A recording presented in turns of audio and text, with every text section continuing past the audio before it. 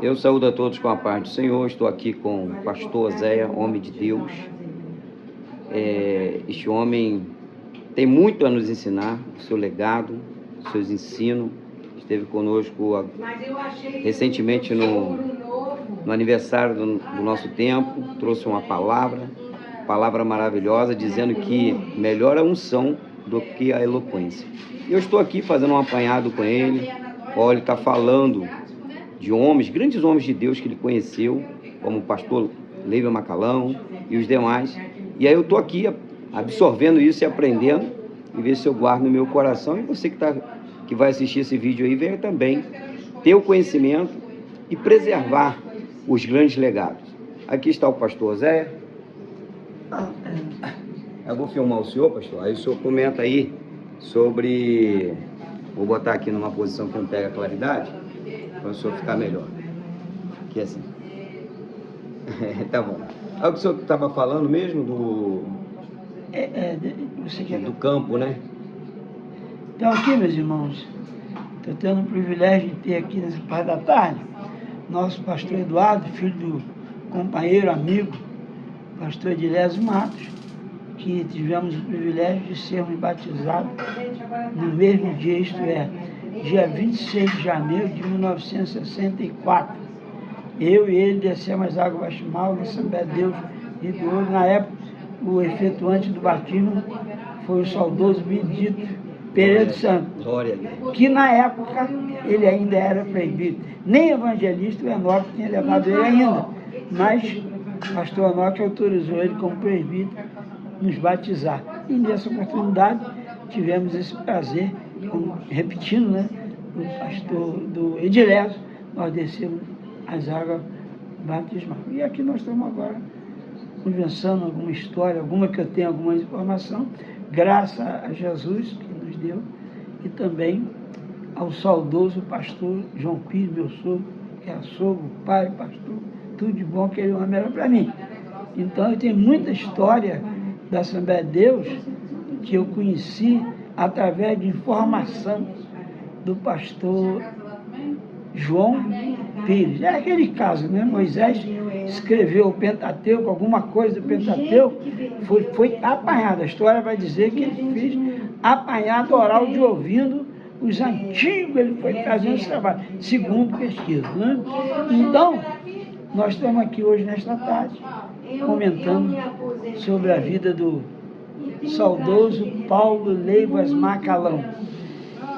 A título de informação, eu fui a diácono solteiro, naquela época a Assembleia de Deus fechava a porta, eu estava com 21 anos. Muito rígida, né? Muito rígida, então a gente ficou em 2 anos em prova. 2 anos em prova. Mas o Enoque, quando me escolheu, disse, não se consagra rapaz solteiro. Meu. Mas como a igreja está precisando de José, tem comportamento, deixa ele em prova aí. De findar 2 anos, ele mandou o Benedito me levar em Madureira e pastor Macalão me consagrou a diácono. Que privilégio, né? Um grande homem de Deus. Quantos hinos na harpa tem, né? Pastor Paulo Leivia Macalão, né? E tem um detalhe que eu faço até hoje que eu aprendi com ele. O primeiro abraço que eu levei do Macalão foi quando eu fui consagrado a diácono, solteiro. E ele me abraçou e disse a seguinte frase: seja fiel ao que Deus está te dando e ao seu ministério. Essa foi a palavra. E hoje eu consagro, no ano passado eu consagrei 2 pastores e um diácono, falei a mesma coisa. Estou repetindo o que o Macalão disse. Isso. Mas é importante a pessoa ser consagrada e se manter fiel na obra, no local que foi consagrado, né? Para poder dar frutos ali. E aí a coisa vem vindo. Né? As coisas vão vindo. Deus na frente. Depois eu fui consagrado a presbítero, por surpresa, no Arraial do Cabo. O pastor ministro mandou Caco, seu pai lembra de Caco, me pegar em casa, aí Arraial, depois do almoço. Quando eu chego lá, era para me consagrar a presbítero, porém eu já era casado. E às vezes era uma surpresa, né? Não, porque Deus também usava, sempre usou desta forma, né? De revelar um ungido de Deus, né? Porque a busca pelo Espírito Santo para esta revelação os homens eram consagrados mesmo, né? Não que hoje não tenha homem consagrado, que tem. Tem. Mas há uma necessidade hoje de pagar mais preço, porque a Botar ciência... mais joelho para trás. É, o senhor falou pé para trás, né? Pé para trás, O desculpa. senhor pregou assim mesmo lá na nossa igreja. Então, isso aí, meu irmão. E aí vem vindo o negócio, entendeu? A evangelista, mais um abraço pro Macalão. Outro Porém, privilégio. antes, em 1976, 14 de fevereiro, ele efetuou o meu casamento, a cerimônia de casamento meu. Que privilégio. Foi um privilégio, eu não fazia isso para ninguém. Mas quando ele soube que era filho do Pires, que ele era amigo do Pires, ele falou assim, não, esse eu faço, porque Pires é meu amigo. E no dia, de 6 às 7 teve um casamento, e de 7 às 6, 8 horas, que depois do meu casamento começou o congresso dos Jogos Sim. E ele, mais ou menos nessa época, o senhor tem lembrança com a idade que ele tinha já? Quem? Macalão? É. Macalão nessa época ele Do já seu estava casamento. aí com meu casamento, ele devia já estar com 60, aproximando de... uns 60, porque ele morreu com 79, Eu não tenho... 80. Eu não tenho profundo conhecimento, mas eu Mas sou... tem um livrinho que informa. Que ele era de família rica, né? O pai dele ele era um grau muito elevado do exército. Acho que, não sei se era general ou coronel, ele era assim. E um panfleto que ele encontrou, né? Foi o que evangelizou. Diz a história, Dizem, né, que houve até assim, o pai dele não ficou satisfeito. Porque todo militar quer que o filho segue, né? Isso. Eu não sigo, eu não fui, mas eu tenho um que é. Isso. E quer que o filho seja também agora, meu neto. Seja militar também. Isso é consequência, né? E aí, agora tem poucos, né, que ainda estão como o senhor, o meu pai. Daquela época que o senhor foi consagrado, o senhor ainda tem lembrança de alguns que foram da época do senhor que ainda está vivo ainda? Aqui no Rio do Ouro, eu acho que não tem não.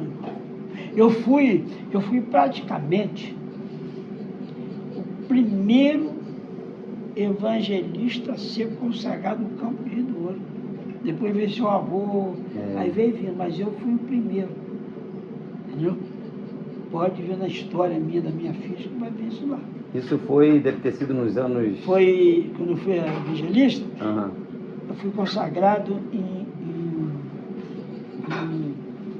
maio de 80. Maio de 80. E a pastor eu fui em maio de 84. O Macalão já tinha morrido. Mas eu tenho ele lá no meu álbum. Macalão, com muito carinho. Que privilégio, né? E aquilo que nós... Para mim e aquilo que a gente estava conversando, né? Sobre manter a base e não esquecer dos legados deixados com profundidade de homens que respeitavam a palavra de Deus. O negócio é o seguinte, a Bíblia diz que Deus não faz exceção e ele não, vamos dizer assim, ele ama todo por igual. Isso a gente sabe. Isso. Agora, se eu for à luz da Bíblia, Deus tem um homem que ele destaca. Aí também ele conhece o coração, né? Você vê que ele destacou Moisés. Isso. Ele mostrou isso lá. Naquele dia que ele foi lá, que Miriam estava leprosa, ele mostrou isso. Ele disse, olha, com todos eles eu faço divisão, mas com esse aqui, frente a frente, e vocês não tivessem temor de falar contra ele. E até sobrou um pedaço para Arão. Isso. Mas Deus é tão sábio que o Velho Testamento vai dizer o quê? Que você não poderia, por você ser um sacerdote, você não podia nem ter doença que sarou anteriormente. Você não podia ter mancha nenhuma. Nada nenhum, nem nenhum. Nem o histórico dizia que você tinha uma doença. Isso. Por isso que aquela lepra não caiu sobre ele. Porque ele ia se receber também. Mas Deus tinha um projeto. Só que eu já vi alguns pregadores dizendo que ele paga assim, pelaquela infração, quando Moisés pede para ele subir um monte e tirar a roupa sacerdotal, que tinha chegado o tempo dele. Então, tem situações que a pessoa por infringir, hoje na época da graça, nós temos o sangue de Cristo que nos purifica, mas na época da lei, a gente lembra até de Acã, né? E a família dele foi executada. Só que ele depois confessa. E a Bíblia fala que aquele que confessa, mas só que no Velho Testamento pagava-se com. Agora no Novo, mesmo se não tiver a marca de Cristo, continua pagando. Você vê que o próprio Davi, quando peca no Betseba e manda matar de imediato Urias, aquela infração, aquele delito, aquele pecado, biblicamente, pelo Novo Velho Testamento, ele tinha que ser morto. Isso. Davi tinha que ser morto. Uhum. Tanto é que Natan disse para ele que, ó, Deus transpassou o teu pecado, você não vai morrer. Aí, tá vendo? Porque senão, porque Deus tinha um projeto, entendeu? Às vezes você vê um caso de vida da igreja, a pouco volta. Isso. Porque Deus tem um projeto na vida daquela pessoa. E tem muita gente lá embaixo querendo bater a palma. Não. Eu mato, eu firo, eu faço viver, então Deus não precisa da minha opinião. Não. E eu não tenho o mínimo direito de questionamento. Questionar. Tem aquele texto bíblico que fala, né, que o vaso, como o vaso pode questionar o oleiro, né? Por que você me fez assim? Porque esse oleiro, ele é o dono do próprio barro e faz o vaso do jeito que... Se fosse eu e você na época, nós íamos fazer uma coisa, sabe o que é? O sacerdote iria. Mas vai deixar Samuel se criar ali, aprender, professor de teologia, cara, os filhos dele já estavam aqui de mulher, metendo garfo lá no fazendo uma opção de bobeira. Mas aí eu preguei sobre isso, falei, irmão, você vê todo esse comportamento do sacerdote, mas ai de Samuel se não fosse sacerdote. Porque ele sabia de ouvir a voz de Deus. Isso, Ele aprendeu com Eli, ali, orientado por Deus. E Eli ainda teve um resíduo espiritual. Senão, ele estava, a miopia ainda tinha deixado de ter assim para ele enxergar. Pouca coisa, mas ele falou, rapaz, volta, rapaz, volta. Se te chamar agora, fala assim, fala, Senhor, que teu servo. Ele ainda tinha um resíduo. Isso. A gente via que o Eli, se ele fosse outro, ele não iria criar o Samuel daquela forma, porque ele já sabia que seria o sucessor, porque já tinha várias revelações, né? O profeta foi lá e falou, depois o próprio Deus usou o próprio Samuel para falar com ele. Ele falou, não me esconda nada, me fala. Ele ficou curioso, né? E é interessante mesmo. Sabe o que acontece? O problema que você como sacerdote, como pastor, você sente como você está procedendo que não está de acordo. E é o caso do sacerdote. Por isso que ele ficou curioso. O que Deus falou com você, rapaz? Senhor, eu já eu estou dando asa para os meus filhos. Isso. Então, é por isso que a gente tem também muito cuidado, né, de falar dos homens de Deus, porque tem pessoas que... porque na verdade, nenhum ser humano ele é isento de culpa. Só que o sangue de Cristo nos justifica. É claro que nós temos que plantar coisas boas para colher coisas boas. Eu estava até conversando com um rapaz e ele falando sobre que ele acha que ainda vai ter o paraíso aqui na Terra, né? A gente não vai falar o nome dessa crença, né, que existe nesse credo. Nós sabemos que... daquele nome que o senhor falou esses dias, né? Então, mas ele estava falando sobre isso, eu falei, o grande problema do homem, por mais que ele começa fazendo as coisas certas, mas o coração dele, às vezes, como é enganoso, ele começa a fazer o certo. Vamos dizer que é um político. Ele começa a fazer o certo. Mas daqui a pouco o sistema engole ele. O coração dele é alcançado. E aqueles que não permitem entrar naquilo, tem que sair, porque senão vai ser executado. Então, somente Jesus Cristo, ele vai vir, aquela pedra, né, que o próprio Daniel revelou a Nabucodonosor, da estátua, os impérios, todo o reinado do mundo, e que aquela pedra, assim, iria destruir esse sistema, ia mostrar que vai ser no milênio, né, que Jesus vai mostrar o que é realmente governar, porque os homens precisam de Deus. Porque, irmão, eu estou pregando esses dias que nós vivemos hoje uma dispensação chamada dispensação da graça. Passaram outros para trás. Isso. Só que a mais privilegiada é a nossa, porque a nossa Jesus veio. Isso. Ele que marcou, ele que deu início. Isso.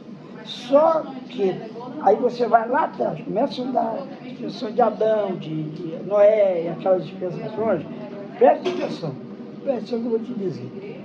Você vai ver, esse dia eu fiz um estudo lá sobre, você está vendo, lá no Velho Testamento, toda dispensação terminou com fracasso.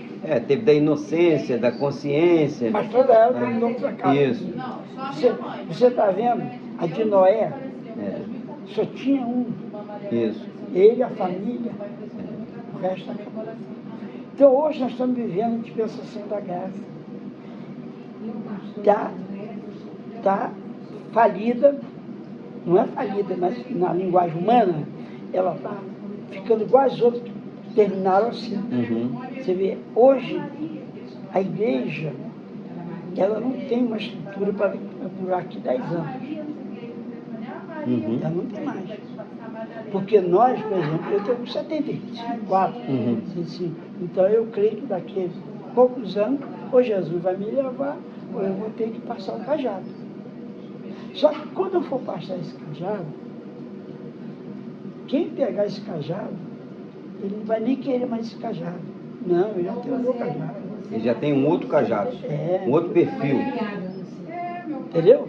Então, essa dispensação, eu preguei ontem no Culto de Oração, lá no hotel, irmão, vocês sabem qual o maior, o evidente sinal, os sinais da volta de Jesus? Não é guerra. Frieza espiritual, né? É a frieza espiritual e a própria igreja. A própria igreja. A igreja, irmão. Olha, eu falei ontem para o pessoal da reunião. Eu falei, irmãos, eu acho que eu falei isso lá. Eu disse, olha, eu pastoreei Mimoso do Sul, Maricá, eu já passei. Mas agora, eu estou achando, a maior dificuldade para mim agora é dirigir igreja. Aí eu falei só, se Deus falar comigo hoje, amanhã eu chamo Eliezer e passo para ele. Uhum. Sai fora. Mas tudo na... Para pregar, não. Vou na sua igreja, falo, se quiser um estudo lá, faço das minhas limitações, teólogo, tal, falo. Agora, o problema, irmão, é pastorear. Porque você está pastoreando, Deus coloca dentro de você uma coisa que chama-se unção. E é o que é a base, né? É a unção. É que eu É a falei base, lá a onde. base. Eu preguei lá. Irmão, primeira unção. Eloquência se tiver, muito bem, mas se não tiver, a unção resolve o problema da eloquência. Isso aí. Pastor Benedito pregava. Ah, do apelo, vinha aquele montão de gente. É a unção permanecida. Sabe como é que o pastor Benedito falava? Vem, meu amigo, vem não, Jesus te dava para você, ele quer te dar uma dava. É dádiva, mas falava dava, mas não tinha problema. Que falava com unção, o pecador vinha, cria e recebia. Não tinha vez para ela. Mas tinha unção. E a unção é que resolve o problema. É a unção. Falei, irmã, aí você está vendo? Aí eu, domingo eu preguei. É porque, na verdade, pastor, não cortando irmão, o que elimina a igreja, ou qualquer um, é o pecado. E a Bíblia diz que o que despedaça o pecado, o jugo do pecado, é a unção. É a unção. E a unção está atrelada numa vida de obediência, né? Uma vida de renúncia. Eu não apenas...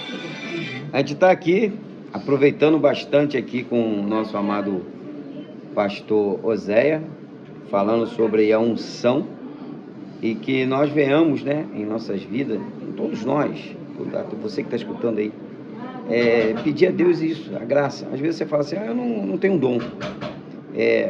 Todos têm dom, todos nascem com dom. Só que o dom é despertado.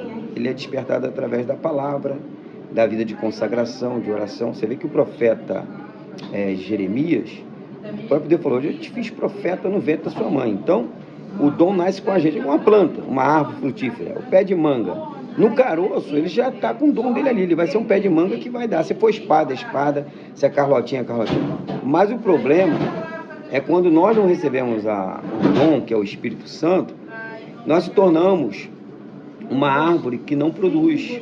Ela pode ser verde, muito bonita, mas não produz. E o grande problema é que aonde tem a maior riqueza escondida, que ninguém tem acesso, se chama cemitério. Que as pessoas tinham aqui em vida condições de fazer, mas a beleza, as flores do mundo, o encanto da vida, o levou para outro caminho e ele não deixou aqui o que ele poderia ter deixado de melhor, através da unção, através do Espírito Santo, porque quem está aqui para servir está para doar, mas doar coisas espirituais que são eternas. Então nós estamos aqui aprendendo através do servo do Senhor. Eu aqui estou absorvendo este ensino para a minha vida, porque eu preciso cada dia mais da unção e de viver no caminho da verdade, né? Pode continuar falando, pastor. Aí, continuar para encerrar. Para encerrar, Mas aí vamos voltar sobre a unção. A unção. Que é a unção que faz a diferença. Sem a unção. Domingo de manhã, falei isso lá. Falei, irmão, olha só, eu não gosto de arroz unido. Arroz? Unido. Eu gosto que ele fique soltinho. Agora, eu lá em casa faço. Estou aprendendo a cozinhar. Agora, eu ainda posso comer ele unido. Agora, sem o sal. Não tem. Sem o sal. O sal é um. Então, o sal faz a diferença. Faz a diferença. O sal. Como você adquiriu o sal, que é a unção? Aí eu falei aqui, você tem que botar pé para trás, porque sem pé para trás não tem sal. Está faltando muito na nossa atualidade, nossos dias, né? Momentos de oração, né? Porque as pessoas... porque aí, eu acho que eu contei na sua igreja, que o projeto Mensageiro da Paz, mais ou menos 50 anos atrás, ele publicou uma matéria de um seminarista. O garoto era eloquente. Esse cara aqui, prega, mas só que... Aí o pastor chamou ele. Só fazia tantos dias de pregação. E tinha um sistema batista. Aí o pastor autorizou. Quando terminou a pregação, ele ia para a porta, apertar a mão do pessoal. Aí passou uma velhinha. Ô, vovó, como é que você gostou? Como é que foi a avaliação da minha pregação? Pastor. Ela, meu filho, se preocupou muito bem. Só faltou o sal. Falou em igreja. No segundo dia, mesma coisa. E a vovó, como é que foi, pastor? Faltou o sal. Estava dormindo na igreja, pastor tinha um lugar lá. Ele conversou com os irmãos ali durante o dia, né? Não, onde mora aquela irmã assim? Eu moro naquele morro lá. Aqui dela assim. Aí ela foi e pô lá, sozinha, procurou, chegou lá. A irmã recebeu ele bem. Ô, irmãozinho, seminarista. Sentou. Aí perguntou assim, ô vovó, eu vim aqui, eu estou encabulado. A senhora está 2 vezes sozinha. Eu queria saber que sal é esse que está faltando na minha pregação. Ela falou, não sabe. A casa dela, a reportagem, não tinha piso, era só chão de terra, batida naquelas areias. Aí ela pegou uma cadeirinha lá, um negócio lá, joelho aqui. Você vai saber o sal aqui. Começou a olhar. Aí, rapaz, aí ela terminou, né? Quando terminou, ele levantou o joelho, estava ardendo, o joelho estava sangrando, que é a pedra. Isso. Pele fina, não tem calo no joelho. Não tinha costume também. Aí falou assim, vovó, deixa eu embora que agora eu já sei o que é o sal. Quer dizer, então, a unção só vem através da oração, da busca, que né? é o sal. O sal. O arroz está bom. É porque a gente sabe que... Nem a cultura de boi, É. de porco é boa sem sal, cara. Não tem. Tem que ter o sal, né? Sal é o dominador. É verdade. É porque a palavra é Deus falando. É. E a oração é nós falando com Deus. Que relacionamento que eu tenho, igual eu estou aqui conversando com o senhor? Se o senhor... Eu não permito que o senhor fale. Só eu falo. Então o senhor não vai gostar. Que só eu estou falando. Então, tem que ter sempre os dois. Então, Deus fala através da palavra e eu, através da oração, me apresento. Na oração. Agora, o crente só vai com a palavra, mas não vai com a oração, então não vai completo. Então, tem que ter a palavra e tem que ter a oração. E a oração traz a unção. Esses dias, lá em Betel, convidaram um pregador.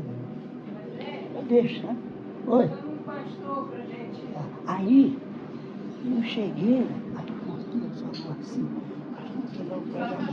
o pregador, a igreja de joelho, que eu faço isso lá, né? E o pregador desfolhando a Bíblia sentado. Não, é na hora de oração. Ouço pra cá. O assovia, né? Amém? Amém. Aí fica aí essa conversa muito proveitosa para nossos corações e que o Espírito Santo continue abençoando cada um de nós, tá? A paz do Senhor. É isso. A paz do Senhor para todos. Você joga isso. Eu saúdo.